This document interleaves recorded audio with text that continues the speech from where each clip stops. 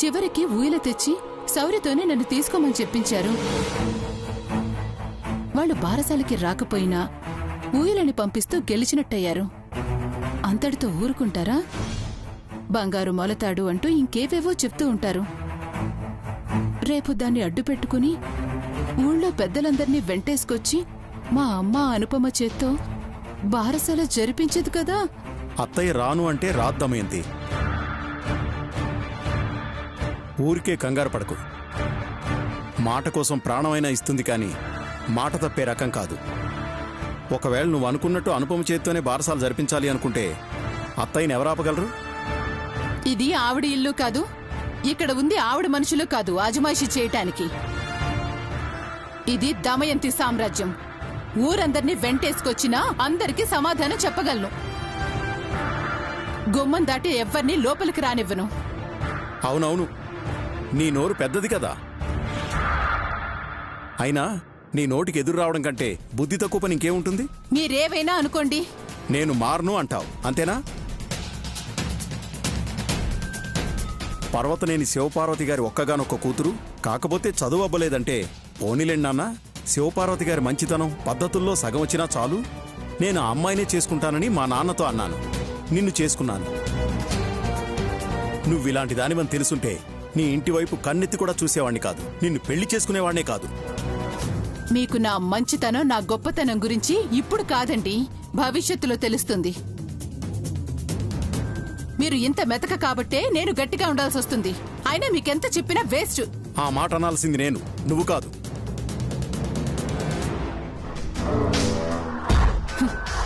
రేపు నాది ఒక్కటే సిద్ధాంతం.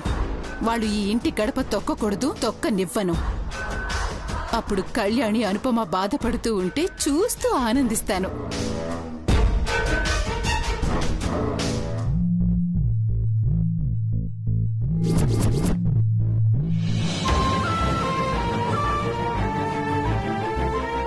కన్నయ్య, నీ బారసాల అనుపమమ్మ చేతుల మీదుగా జరిపించాలని అనుకున్నాను. నాన్నమ్మ తాతయ్యల ఆశీస్సులు నీకు దొరికితే శ్రీరామ రక్షగా ఉంటాయనుకున్నాను. కానీ పల్లవి పిన్ని చేసిన తప్పుకి ఆఫీసర్ ఎవరిని మన ఇంటికి రావద్దు అని అన్నాడు. అనుపమమ్మ వాళ్ళు లేని బారసాలని నేను ఊహించుకోలేకపోతున్నాను. కళ్యాణమ్మ గారు, బాధపడకండమ్మా. అనుపమమ్మ శివపార్వతి అమ్మగారు ఏదో ఒకటి చేస్తారు. బాబుకు ఆశీస్సులు ఖచ్చితంగా ఇస్తారు. మీరంటే అమ్మగారు వాళ్ళకి ప్రాణమమ్మా. మీరు బాధపడుతూ ఇలా డీలా పడిపోతే వాళ్ళు ఇంకా బాధపడిపోతారమ్మా. మీరు ధైర్యంగా ఉండండి, అంతా మంచి జరుగుతుంది. అనుపమమ్మ గారు బాబు కోసం బంగారు మొలతాడు కూడా చేయించారు.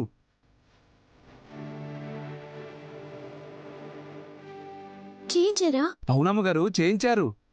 అలా అయితే అమ్మ ఖచ్చితంగా వస్తుందంటావు.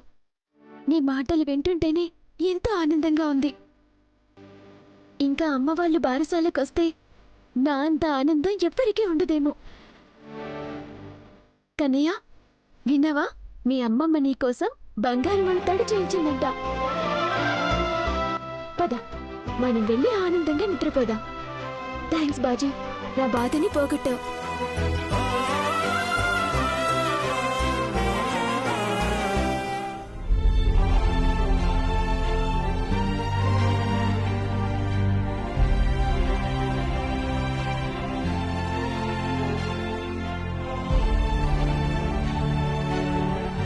నేను మీ ముందుకెందుకొచ్చానంటే, ఒక dynamic, daring and dashing police officer వాళ్ళ అబ్బాయిది నామకరణం చేయబోతున్నారు.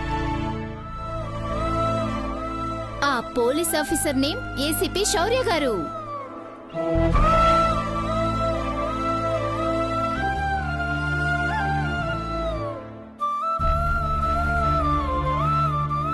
నా కన్నయ్య కూడా ఇలానే ఉంటాడు. కన్నయ్య, నిన్ను నేనెప్పుడు ఎత్తుకుంటానో, నీతో ఎప్పుడు ఆడుకుంటానో, నాకైతే మళ్ళీ నిన్ను చూస్తాననే నమ్మకం రోజు రోజుకి పోతుంది. నా కోసం, నా మీద పిచ్చి ప్రేమతో సిద్ధు ఏమైపోతాడో అనే భయంతో నిన్ను మర్చిపోతాను అని మాటిచ్చాను. నీ గురించి ఆలోచించను అని చెప్పాను. కానీ ఉండలేకపోతున్నాను. అయినా నీకు శౌర్య ఉన్నాడు కదా, బాగా చూసుకుంటాడు. ఆ నమ్మకం నాకుంది. సిద్ధు చెప్పినట్టు నేను సిద్ధు మంచి పొజిషన్కి వచ్చినప్పుడు నిన్ను ఎలా అయినా నా దగ్గరికి తెచ్చుకుంటాను. Miss you Kannayya. నీకు రేపే నామకరణం కదా, మీ నాన్న నీకు ఏం పేరు పెడతాడో, ఎలా అయినా నీకు ఏం పేరు పెట్టారో తెలిస్తే బాగుండు.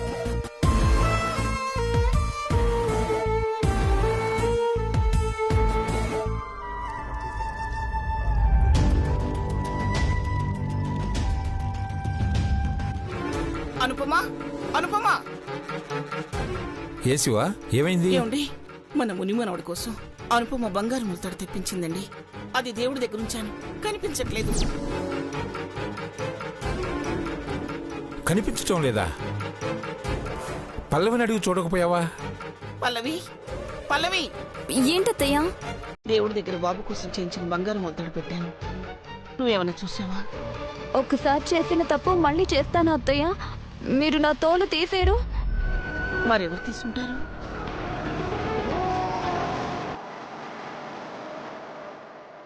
అనుపమమ్మ ఏమైనా తీసి దాచిపెట్టిందేమో అత్తయ్య. అనుపమ కనిపించట్లేదు. ఎక్కడికెళ్ళి ఉంటుంది? ఉదయం నుంచి నాకు కనిపించడం లేదత్తయ్య. నీకు చెప్పకుండా ఎక్కడికి వెళ్ళి ఉంటుంది శివా? నాకు అదే అర్థం కావట్లేదండి. ఇంట్లో జరిగే తంతు చూడలేక ప్రశాంతత కోసం ఎక్కడికైనా వెళ్ళుంటుందేమో. పాపం అనుపమ బారసాలకు వెళ్ళాలని ఆశపడింది, కుదరలేదు.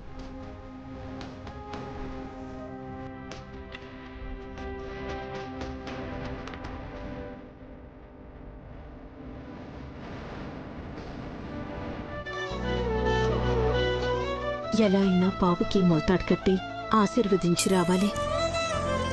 మేమందరం వస్తామని కళ్యాణి ఎన్నో కలలు కంది.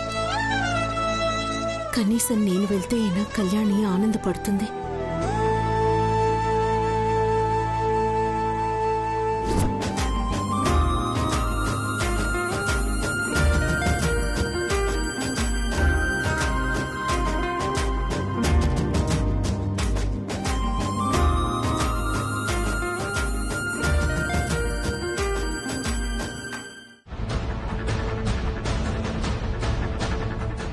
కన్నయ్య, చూసావా?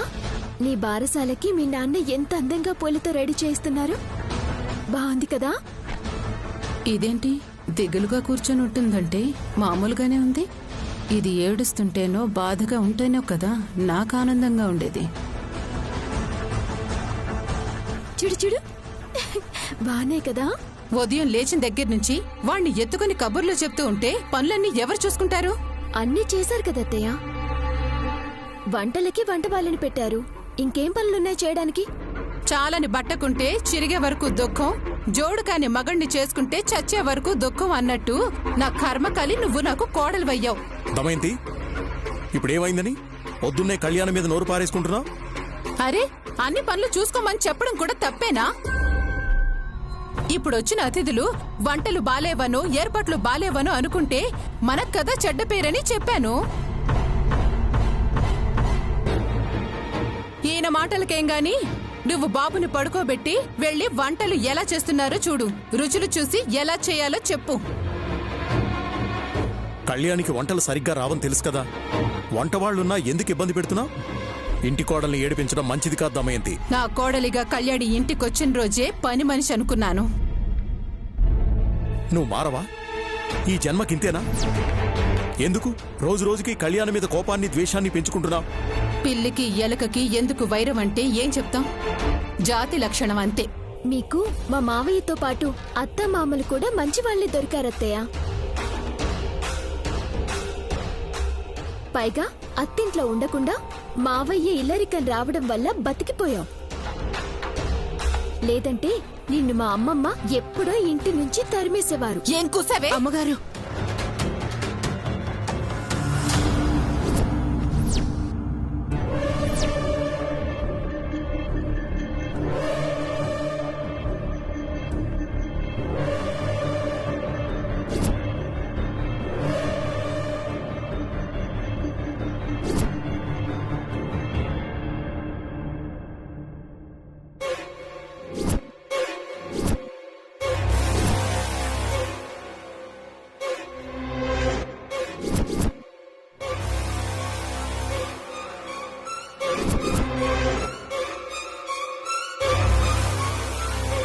దమయంతమ్మగారు, ఈరోజు శుక్రవారం. ఆడపిల్ల మీద చేయి చేసుకోకూడదు. ఆడపిల్ల ఏడిస్తే మంచిది కాదమ్మగారు. నీతులు చెప్తున్నావు. అసలు నువ్వెవరు? అమ్మగారు, వంటలు చేయడానికొచ్చాను. వంటలు చేయాల్సింది బయట, ఇంట్లో కాదు. ఎంతమందికి చేయాలో చెప్పలేదు, మిమ్మల్ని అడగమన్నారు. అదేంటి, రాంబాబు చెప్పలేదా? చెప్పలేదమ్మా, మర్చిపోయారేమో.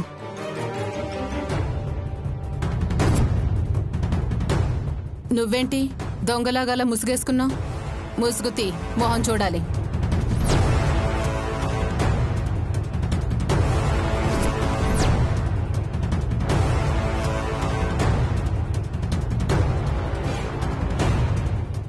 దేవుడా, ఇప్పుడు ముసుగులో ఉన్నది అమ్మ అని తెలిస్తే ఆఫీసర్ అత్తయ్య ఎంత పెద్ద గొడవ చేస్తారో.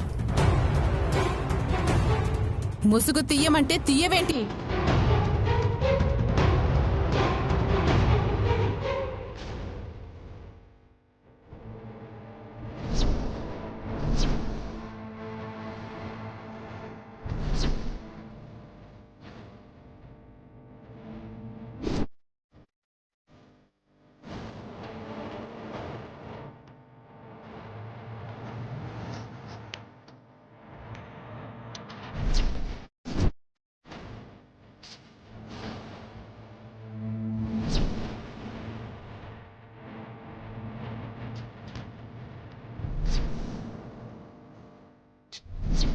అమ్మా,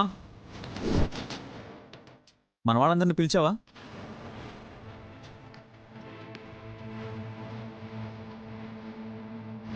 మన వాళ్ళందరూ అంటే ఎవరు? గోడవతలు ఉన్న వాళ్ళేగా. గోడ కవతల వాళ్ళు కాదు, మా మంచి కోరుకునేవాళ్ళు, ఫ్రెండ్స్, శ్రేయోభిలాషులని అర్థం. మీకు ఎవరు మంచి వాళ్ళో ఎవరు చెడ్డవాళ్ళో తేడా తెలియదు కదా ఆఫీసర్. తెలియబట్టే ఇంటి మధ్య గోడ, మనుషుల మధ్య దూరం పెట్టాను.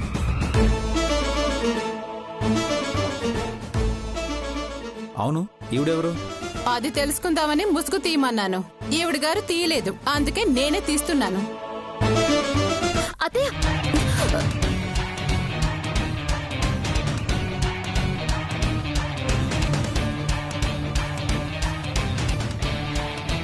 నీకేం వచ్చింది అలా అరిచావు? నేను అరవకపోతే మీ చెంప చెల్లుమనేది.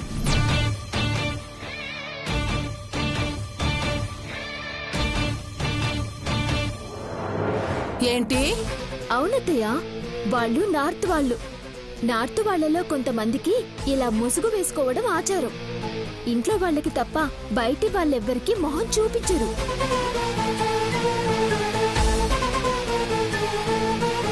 అలా బలవంతంగా చూడాలని చూస్తే ఎదురుగా ఉంది ఎవరిని కూడా చూడకుండా లాగి పెట్టి కొడతారు. వీళ్ళు మా హైదరాబాద్లో ఎక్కువే ఉన్నారు. మొహం చూస్తే ఏమవుతుంది? అలా చూస్తే వాళ్ళ పరువు పోయినట్టు ఫీల్ అవుతారు. ఇది నేనెక్కడా వినలేదు. నువ్వు పోచెంపలు ఏ రోజైనా దాటితే కదా ఇవన్నీ తెలియడానికి. అవునమ్మా, ఎవరి సాంప్రదాయాలు వాళ్ళవి. మీరు వెళ్ళండి. 100 మంది కొండమ్మా, చాలు. అలాగేనమ్మా.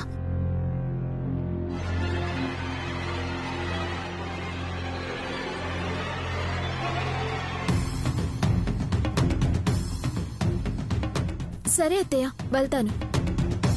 ఎక్కడికి? అత్తయ్య ఆజ్ఞాపించారు నా చెయ్యి వంటల్లో ఉండాలని. అత్తయ్య ఆజ్ఞాపిస్తే నేను శిరస వహిస్తాను కదా. మీ ఆజ్ఞని శిరస వహిస్తాను.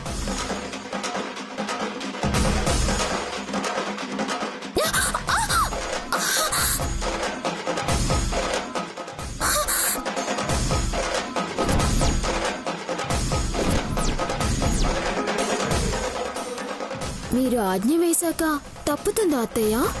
శిరస వహిస్తాను.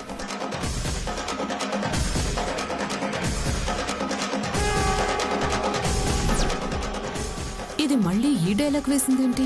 అంటే ఏదో ప్లాన్ చేసింది. అయినా నీకేం వచ్చాను వండుతావు?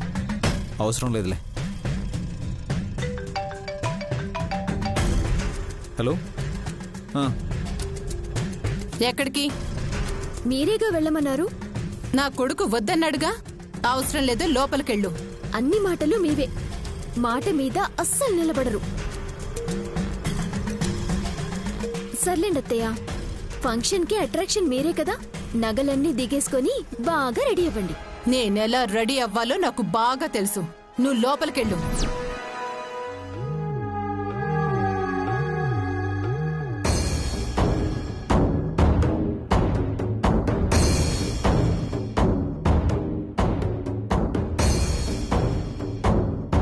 ఎక్కడికెళ్ళినా అనుపమ చెప్పి వెళ్తుందండి.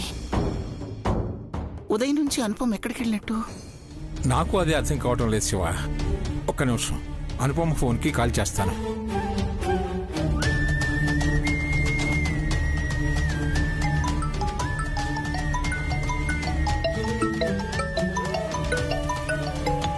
మావయ్య, అనుపమమ్మ ఫోన్ ఇక్కడే ఉంది మావయ్య. ఫోన్ కూడా తీసుకోకుండా వెళ్ళిందంటే నాకు కంగారుగా ఉందండి. కళ్యాణి కోసం బాబు కోసం ఫంక్షన్కి వెళ్ళాలని కలవరిస్తుంది కదా శివ. ఒకవేళ అక్కడికి ఏమన్నా వెళ్ళుంటుందా? మీరు రావద్దు, మీ నీడ కూడా పడకూడదని దమయంతి శౌర్య అంతలా చెప్పిన తర్వాత ఎలా వెళ్తుందండి? ఒకవేళ వెళ్ళినా దమయంతి శౌర్యలు ఊరుకుంటారా? మెడ పట్టుకుని బయటికి గెంటుతాను. దమయంతి వదినికి తన మన అని భేదాలుండవు. ఒక్క క్షణం కూడా ఆలోచించదు. ఖచ్చితంగా అక్కడికే వెళ్ళుంటుంది. అవమానంతోనే తిరిగొస్తుంది. మన చేతుల్లో ఏమీ లేదు శివ, అంతా పైవాడి దయ. మనమంటే ఆశలు వదులుకొని ఇలా గదిలో ఉండిపోయాం గాని అనుపమ అలా కాదు. కళ్యాణి ఆనందం కోసం ఏదో ఒకటి చేస్తుంది.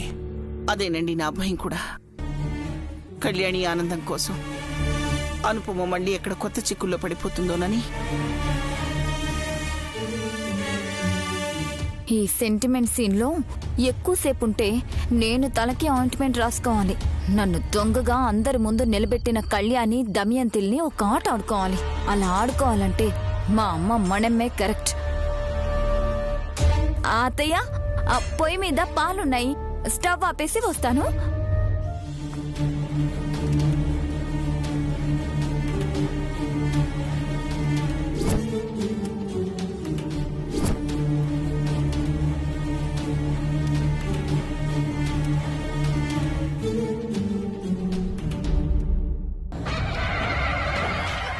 అమ్మా అమ్మా, మీకు దండం పెడతానమ్మా. 2 రోజుల్లో ఇచ్చేస్తానమ్మా. 2 రోజుల్లో ఇచ్చి తీరాలా? అలాగేనమ్మా. లేకపోతే నీ ప్రాణం తీస్తా. తప్పకుండా ఇచ్చేస్తానమ్మా, తప్పకుండా ఇచ్చేస్తాను. పో.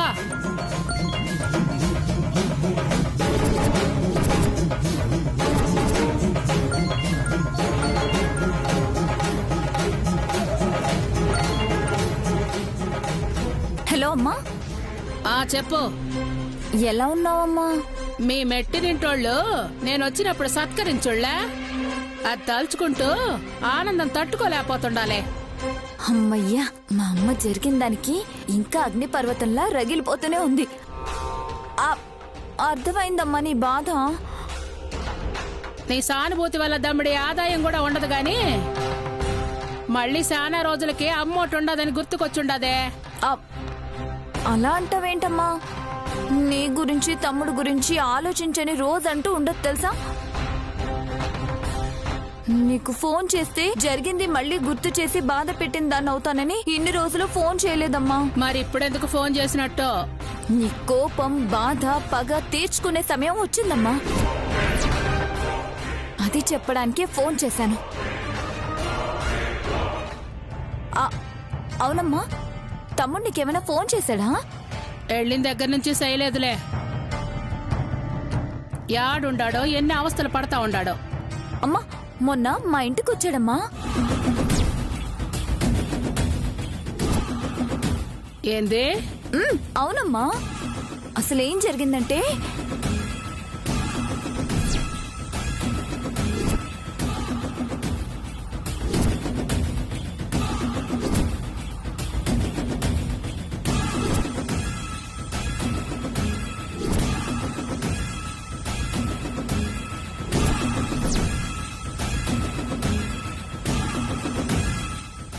ఒక్క సెకండ్ శౌర్యకి సిద్ధు దొరికినా మన సిద్ధు ఈరోజు మనకు ఉండేవాడు కాదమ్మా.